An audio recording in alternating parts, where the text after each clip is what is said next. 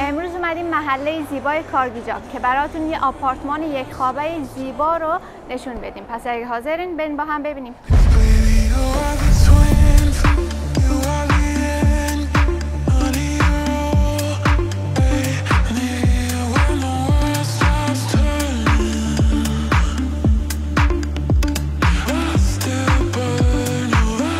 امکانات این رزیدانس شامل یه استخر سرباز پانورامیک هستش، فیتنس، سانا، حمام، منطقه بیلیارد و یک لوبی زیبا.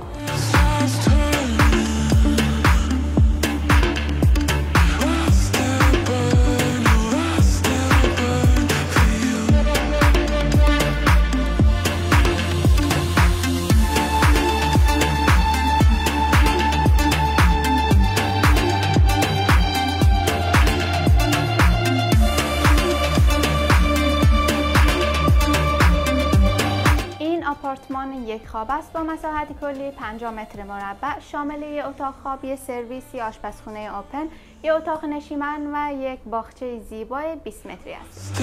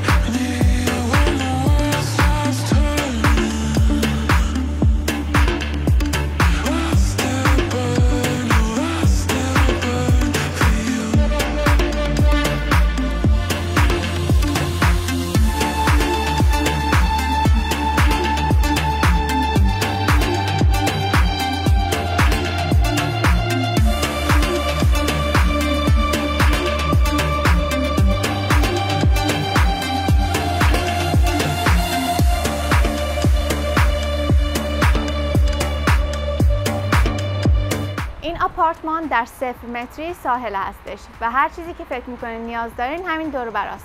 برای اطلاعات بیشتر میتونین با ما تماس بگیرین. امیدوارم روز خوش داشته باشین.